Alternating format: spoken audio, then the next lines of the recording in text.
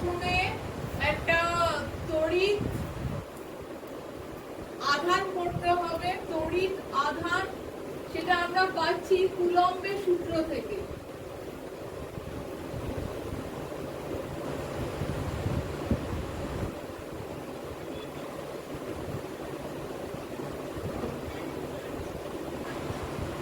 কুলম্বের সূত্র যেটা আমরা পড়ে এসেছিলাম, F equal to Q1 Q2 by R square। এটা সমানুপাতিক। দুটো বিন্দু আধানের মধ্যে দূরত্ব যদি R হয় এবং বিন্দু আধান যদি Q1 আর Q2 হয়, তাহলে তাদের গুণফল ভাগ R স্কয়ার, তাদের মধ্যে দূরত্ব, তার সাথে আকর্ষণ বা বিকর্ষণ বল নির্ভর করে।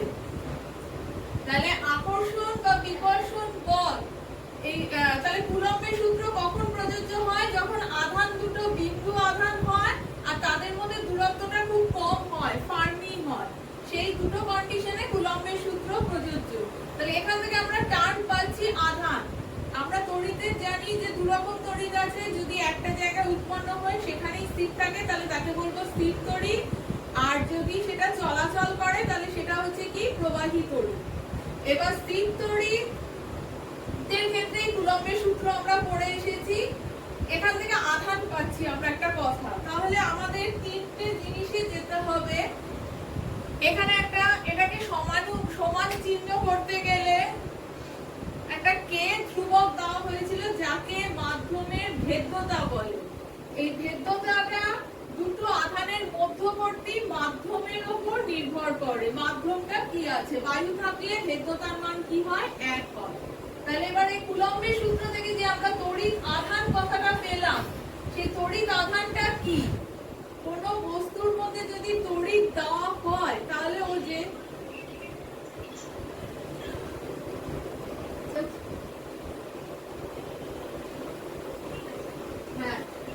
তাহলে এইগুলো যে আধান এগুলো আছে, এদের এককগুলো, এর মাত্রা, এগুলো দিয়ে বইতে আছে, সেটাকে তোরা কি করবি?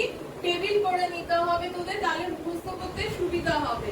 তাহলে আধান আর বিভব প্রভেদ কি? যেরকম তোর তাপের ক্ষেত্রে শক্তি, তাপ শক্তি এবং উষ্ণতার যা সম্পর্ক, জলের ক্ষেত্রে জলের পরিমাণ আর উচ্চতার যা সম্পর্ক, সেরকম তড়িতের ক্ষেত্রেও তড়িৎ আধান আর বিভবের তাই সম্পর্ক। বিভব হচ্ছে একটা কিছুকে, একটা ধনাত্মক আধানকে যদি কোনো অসীম দূরত্ব থেকে নিয়ে আসতে গেলে যে কার্য করা হয় তাকে কি বলছে? বিভব। তাহলে এই বিভবটাই তোকে নির্দেশ করে দেবে যে এটা কাউকে তড়িৎ দেবে না কারোর থেকে তড়িৎ নেবে। যেরকম উষ্ণতা আমাদের স্থির করে দেয় যে গরম থেকে ঠান্ডার দিকে তাপ যাবে, সেরকম উচ্চতা স্থির করে দেয় জল কোন দিক থেকে কোন দিকে যাবে। সেরকম বিভব একটা অবস্থা, সেটাই নির্দেশ করে দেবে যে কেউ তড়িৎ ছাড়বে না কেউ তড়িৎ নেবে। ঠিক আছে? হ্যাঁ, উচ্চ বিভবেররা তড়িৎ দেয় আর নিম্ন বিভবেররা তড়িৎ নেয়। পৃথিবীর বিভব কত ধরা হয়? 0, কারণ পৃথিবীতে এত বড় জিনিস যে সেখানে একটু বিভব আধান দিল কি না দিল, টোটাল প্লাস মাইনাস ওটা 0ই থাকে, কিন্তু একটু আধান দিল কি না দিল তাতে পৃথিবীর কিছু এসে যায় না। তাহলে এবার আমার হচ্ছে ধর তোর কিউ আধানের জন্য যদি আমি ডাব্লিউ কার্য করে থাকি, কিউ আধানকে যদি দূর থেকে আনতে আমি ডাব্লিউ কার্য করে থাকি, তাহলে এক আধানকে আনতে আমি কত কার্য করব? W by Q. এই একক আধান আনতে যে কার্য করে তাকে কি বলা হয়? বিভব। ঠিক আছে? তাহলে V ইকুয়াল টু কি পেলাম? W by Q. আবার W ইকুয়াল টু কি পাচ্ছি? V into Q. হলো? এই আমার একটা ফর্মুলা হলো। এরপরে আমি আসছি ওহমের সূত্র। এটুকু বুঝতে পারলি? এটুকু বুঝতে পারলি এটা? এবার আসছি ওহমের সূত্র। ওহমের সূত্রতে বলছে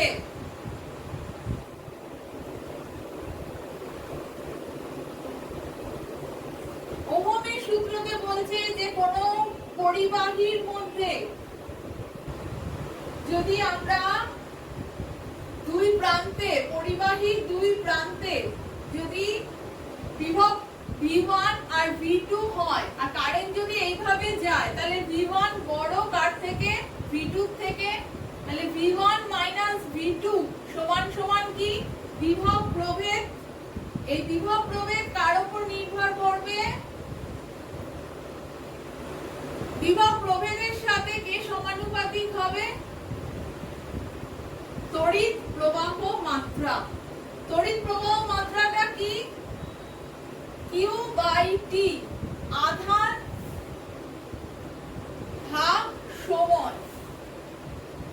তড়িৎ প্রবাহের হার মানে রেটকে বলে তড়িৎ প্রবাহ মাত্রা। মানে কত সময়ের মধ্যে কতটা তড়িৎ এখান দিয়ে পাস করলো। ধর 5 মিনিটে 20 কুলম্ব গেছে, তাহলে 1 মিনিটে কত যাবে? 20/5, 4 ওটাকে বলা হয় অ্যাম্পিয়ার। তাহলে কত অ্যাম্পিয়ার তড়িৎ এখান দিয়ে পাস করলো, তাহলে সেইটা দিয়ে আমার কি হচ্ছে? প্রবাহ মাত্রা। তাহলে ওহমস বলছেন যে এই প্রবাহ মাত্রা কার উপর নির্ভর করে? দুই প্রান্তের বিভবের পার্থক্যের উপর। পার্থক্য যত বেশি হবে তত জোরালো তড়িৎ যাবে, তত তাড়াতাড়ি তড়িৎ যাবে। যেমন জল তলের পার্থক্য যত বেশি হয় তত জোরে জল পড়ে, উষ্ণতার পার্থক্য যত বেশি হয় তত তাড়াতাড়ি তাপ যায়। সেরকম বিভবের পার্থক্য যত বেশি হবে তত জোরে কি যাবে? আর তড়িৎটা যাবে।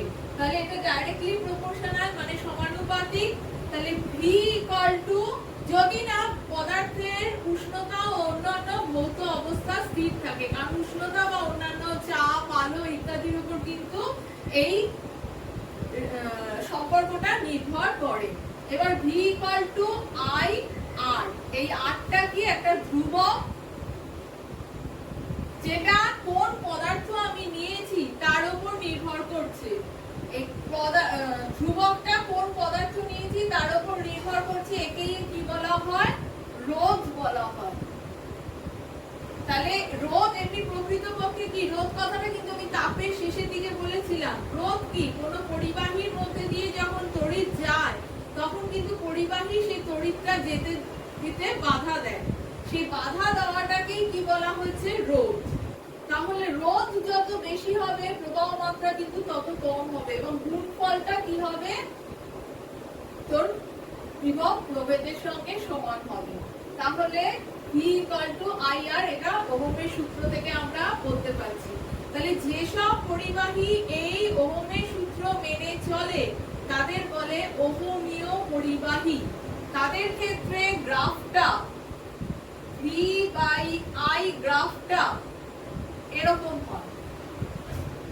ঠিক আছে? যারা এটা মেনে চলে না তাদের অওহমীয় পরিবাহী বলে। এটা কিন্তু পরীক্ষায় আসে, ওহমীয় পরিবাহী, অওহমীয় পরিবাহী এবং তাদের গ্রাফ। আচ্ছা, V IR, V কি? বিভব প্রভেদ, যেটা আমরা ভোল্টে মাপি। I হচ্ছে তড়িৎ প্রবাহ মাত্রা, যেটাকে আমরা অ্যাম্পিয়ারে মাপি। R হচ্ছে রোধ, যেটাকে আমরা ওহম এককে মাপি। তাহলে এগুলো সব একসাথে তোরা চার্ট করবি। যে জিনিসগুলো হচ্ছে পেলি, আধান, বিভব প্রভেদ, সব চার্ট করবি একক দিয়ে, মাত্রা দিয়ে। আচ্ছা, এবার হচ্ছে তোর ওহমের সূত্রটা হলো। এবার ওহমের সূত্র দিয়ে কিন্তু ছোট ছোট অঙ্ক আছে। এই তিনজনের মধ্যে যে কোনো দুজনকে বলে দিয়েছে, আরেকজনকে বার করতে হবে। এক্সারসাইজ এই বইয়ের মধ্যে যে অঙ্ক আছে সেগুলো আগে দেখবি, সেগুলো না পারলে তখন আমাকে বলবি। আচ্ছা, নেক্সট আমরা যাচ্ছি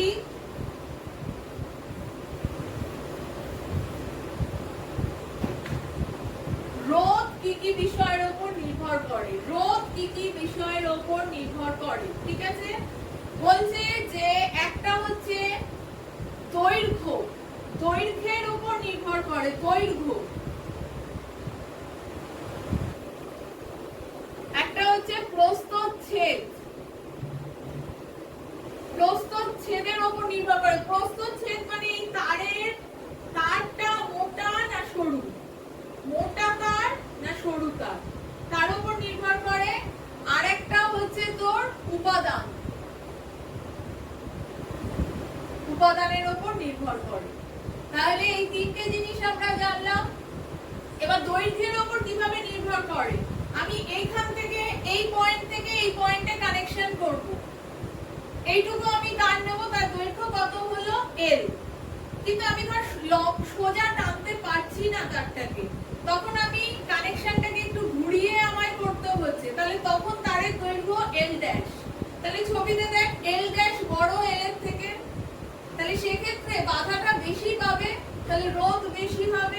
তাহলে আর সমানুপাতিক এল। তাহলে দৈর্ঘ্য যত বেশি হবে তত বেশি বাধা, তার যত লম্বা হবে তাহলে রোধ তত কি হবে, বেশি হবে। এবার আমার একটা মোটা তার আছে আর একটা সরু তার আছে। হ্যাঁ, কি হয়েছে?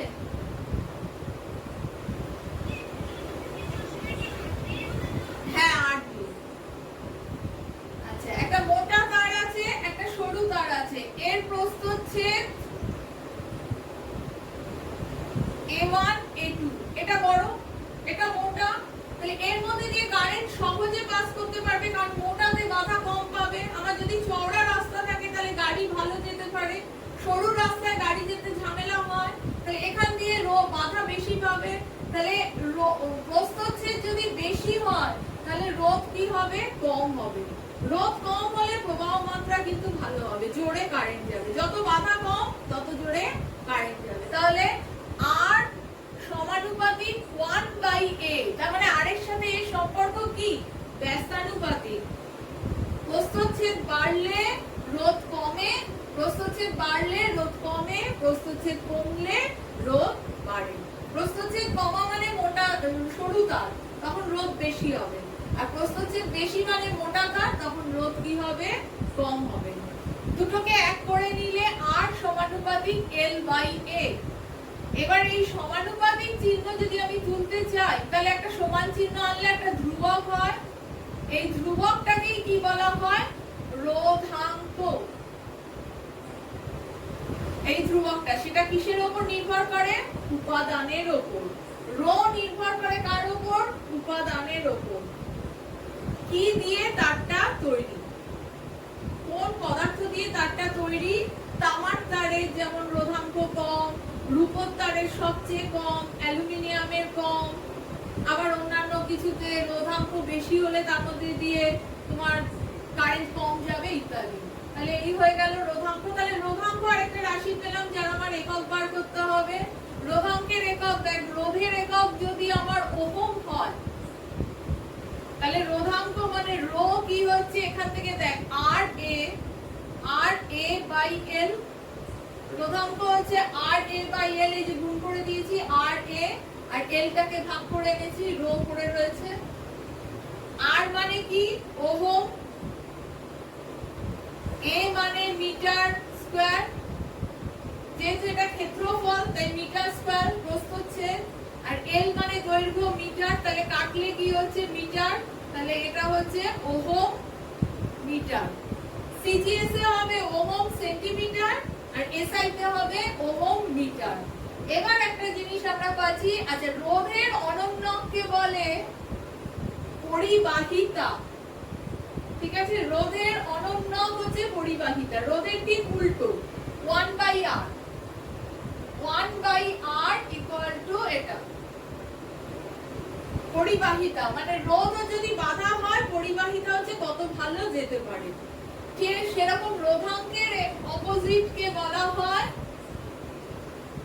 রোধাঙ্ক যদি এইটা হয় তাহলে 1/σ, এটা হচ্ছে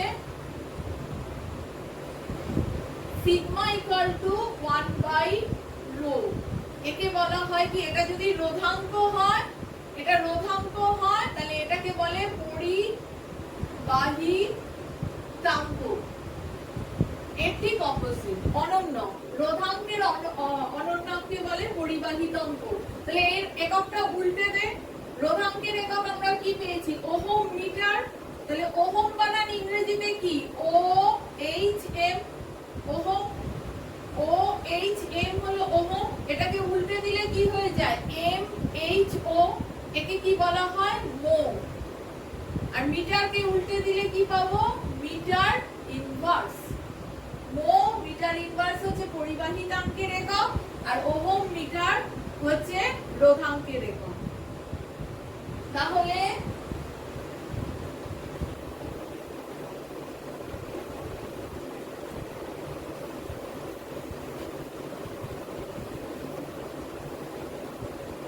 এবার আমরা পুরনো এতে যাচ্ছি। তোর এরপরে কি আছে, দাঁড়া এক মিনিট। এরপরে তোদের তড়িৎ শক্তি আছে, তড়িৎ শক্তি আর তড়িৎ ক্ষমতা।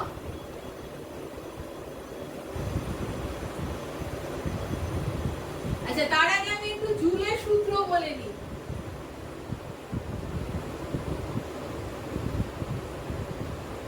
তড়িৎ প্রবাহের তাপীয় ফল সংক্রান্ত জুলের সূত্র আছে।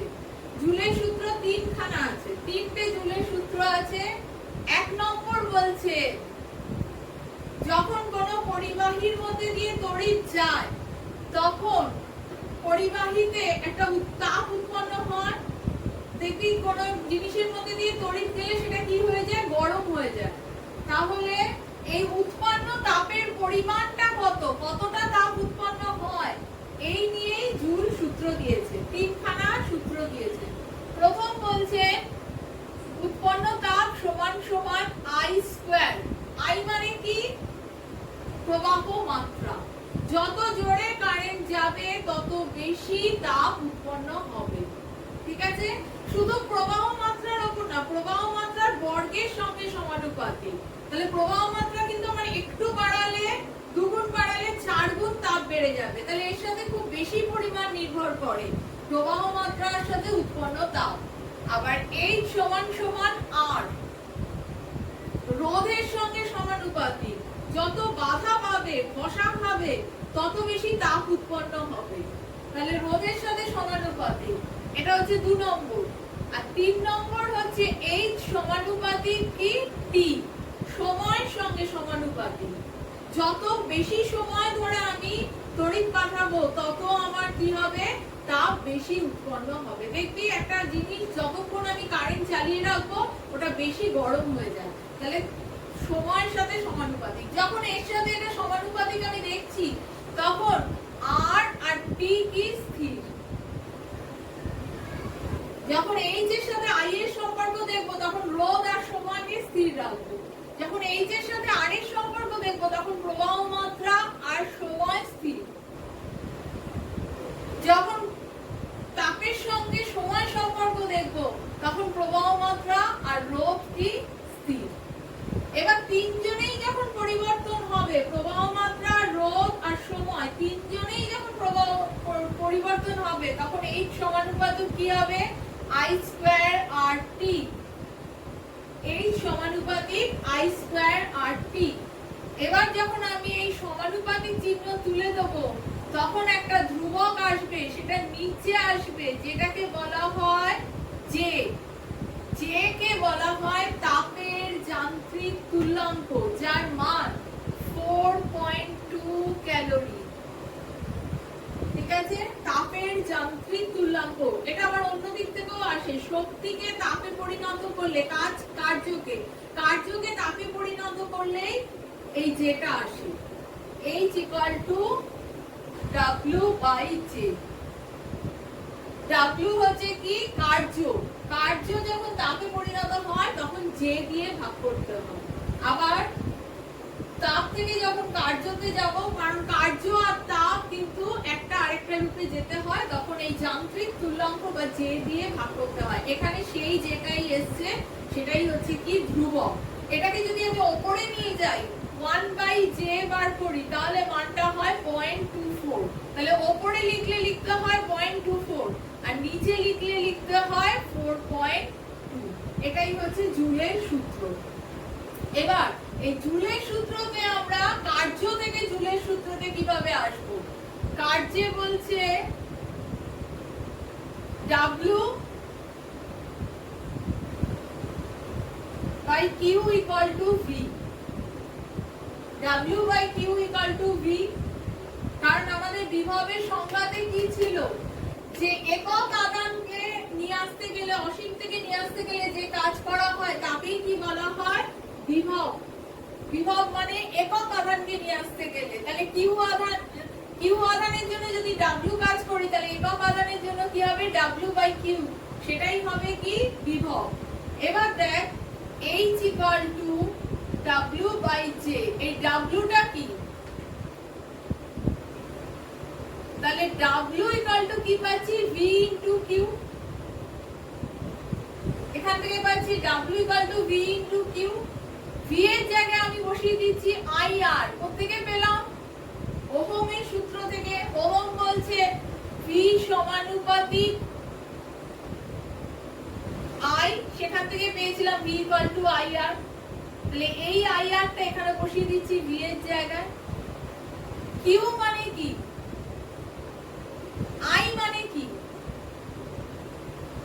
I হচ্ছে Q বাই T, তড়িৎ প্রবাহ মাত্রা, কতটা আধান একক সময়ের মধ্যে দিয়ে যাচ্ছে, কত কুলম্ব আধান একক সময়ের মধ্যে যাচ্ছে। T সময় যদি Q কুলম্ব যায় তাহলে এক সময় কত যাবে Q বাই T, তাকেই প্রবাহ মাত্রা বলে। তাহলে I equal to Q by T। তাহলে Q এর জায়গায় কি বসাচ্ছি? IT, সেখান থেকে আমি কি পাচ্ছি? I square RT। তাহলে জুল তো তাই বলেছে, H equal to I square RT। তাহলে জুলের প্রমাণে এখান থেকেও হয়ে যায়, জুলের সূত্র I স্কয়ার RT, এদিক থেকেও বেরোচ্ছে, এদিক থেকেও বেরোচ্ছে I স্কয়ার RT। তাহলে জুলের সূত্র এভাবে প্রমাণ হয়ে যায়।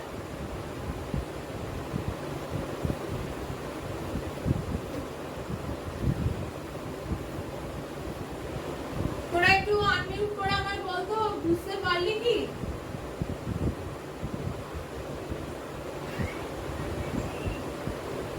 আচ্ছা, আমি তাহলে পরেরটায় যাচ্ছি। এবার V ইকুয়াল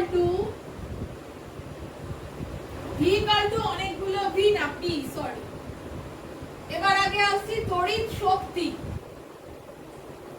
তাহলে তোদের ওই রাশির চার্টের পরে আসলে তড়িৎ শক্তি।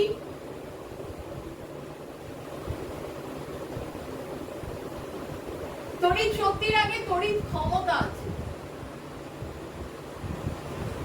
আমরা ক্ষমতা আগে পড়ে এসেছি। ক্ষমতা মানে কি? শক্তি বাই সময়। ক্ষমতা মানে কি? কত সময়ের মধ্যে কতটা কাজ করতে পারছে তাকেই বলে কার্য বাই সময়, সরি, কার্য বাই সময়। তাহলে কার্য আর শক্তি কিন্তু একই জিনিস। কার্য করার সামর্থ্যকেই শক্তি বলে। মনে করে দেখ, কার্য আর শক্তি দুজনেরই একক কি ছিল? জুল আর ক্ষমতা ছিল জুল পার সেকেন্ড বা আর পার সেকেন্ড। জুল পার সেকেন্ডকে কি বলা হয়? ওয়াট। সেটাই হচ্ছে ক্ষমতার একক। এখানেও একক ক্ষমতা, তড়িৎ ক্ষমতার একক কি? ওয়াট। তাহলে তড়িৎ ক্ষমতা মানে কি হবে? তড়িৎ শক্তি ভাগ সময়। তাহলে তড়িৎ ক্ষমতাটাকে কি দিয়ে লেখা হয়? P, আর শক্তি এখানে W বাই T করতে পারি। শক্তি আর কার্য সমতুল্য রাশি, তাই আমি W বাই T করলাম। তাহলে এখানে W আমি আবার কি লিখতে পারি? বিভবের সংজ্ঞা থেকে W লিখতে পারি V equal to W by Q। তাহলে W equal to V into Q। তাহলে V into Q by T লিখতে পারি। V কে আবার আমি কি লিখতে পারি? V না, আগে আমি Q কে লিখছি। Q কে আমি কি লিখতে পারি? I একটা হচ্ছে Q বাই T। তাহলে Q কি হবে? I গুণ T। তাহলে Q এর জায়গায় আমি কি বসাচ্ছি? IT ভাগ T। T কেটে গেল, VI। তাহলে P ইকুয়াল টু VI পেলাম, P equal to W by T পেলাম, P ইকুয়াল টু আরেকটা জিনিস পাচ্ছি। এবার আমার V ইনটু Q এর বাই T, এখানে V into Q by T আছে। এবার V এর জায়গায় আমি বসিয়ে দিচ্ছি IT। V এর জায়গায় IR, সরি, IR বসাচ্ছি। ওহমের সূত্র থেকে V ইকুয়াল টু IR পেয়েছি, IR, আর Q equal to IT by T। তাহলে T কেটে গেলে I স্কয়ার R, এটা একটা পেলাম। T equal to I square R। আবার তুই এটাও লিখতে পারিস। V রাখলি, Q এর জায়গায় আমি বসালাম IT বাই T। না, এটা না,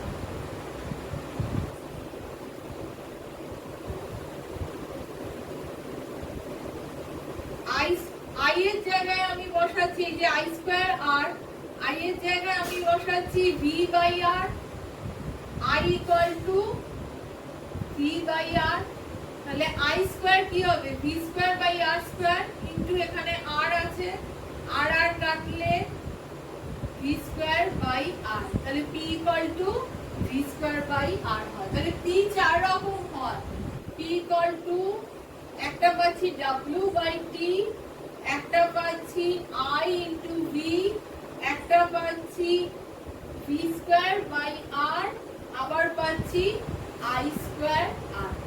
এই চার রকম পাচ্ছি তড়িৎ ক্ষমতা।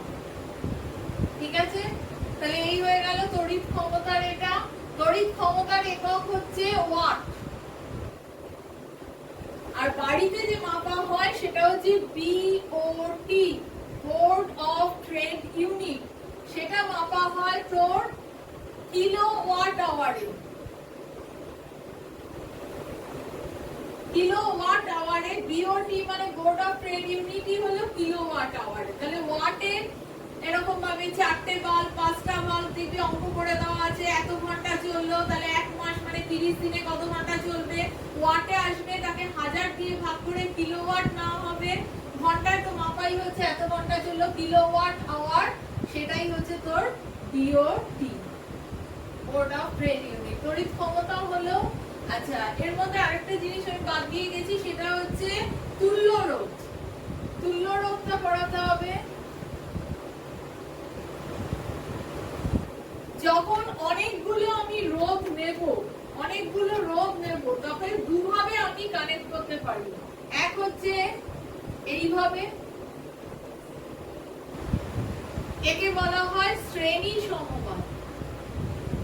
শ্রেণী সমবায় R1 R2 R3।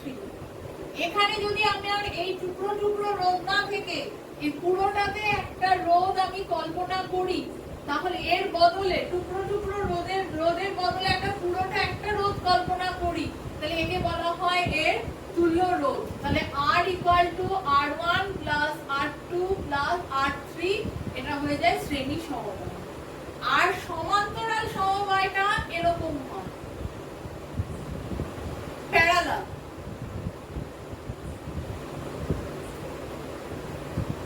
এটা R1 R2 R3 এরকম। এখানেও যা ভোল্টেজ এখানেও ভোল্টেজ, কিন্তু এটা I1 I2 I3। তড়িৎটা 3টে ভাগে ভেঙে যাচ্ছে। এখানে তুল্য রোধ, এই 3টের বদলে যদি একটা সিঙ্গেল রোধ আমি কল্পনা করি, তাহলে সেই রোধটাকেই তুল্য রোধ বলে।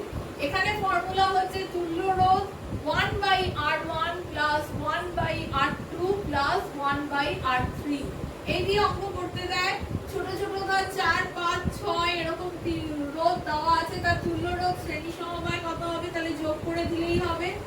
আর সমান্তরাল সমবায় বললে কিন্তু যোগ করে যেটা উত্তর আসবে সেটা হবে না, সেটাকে উল্টে দিতে হবে, কারণ আমার মানটা কিন্তু 1/r এর বেরোবে।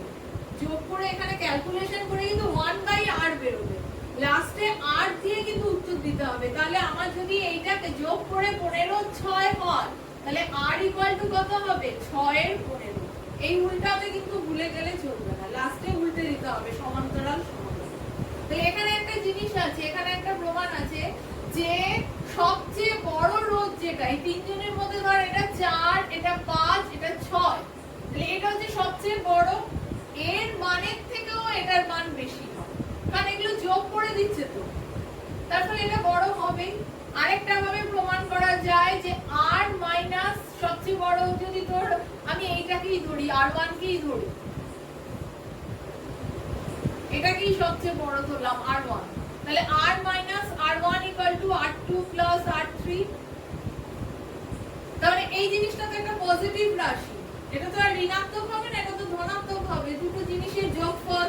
তাহলে এটা যদি ধনাত্মক হয়, তাহলে R1 minus R1 greater than 0, তাহলে R গ্রেটার দ্যান R1। তাহলে সবচেয়ে বড়টার থেকেও তুল্য রোধ কি হয়ে যাবে, বড় হয়ে যাবে। তাহলে ছোটগুলোর থেকে তো বড় হবে, সবচেয়ে বড়টার থেকে যদি বড় হয়, তাহলে যে কোনো রোধের থেকে শ্রেণী সমবায় তুল্য রোধ বেড়ে যায়, তাহলে কারেন্ট কিন্তু কম যায় শ্রেণী সমবায়।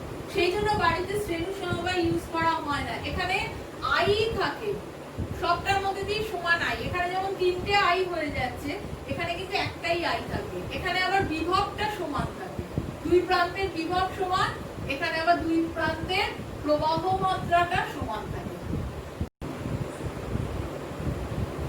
বিভবগুলো আলাদা হয়, বিভব প্রভেদটা আলাদা হয়।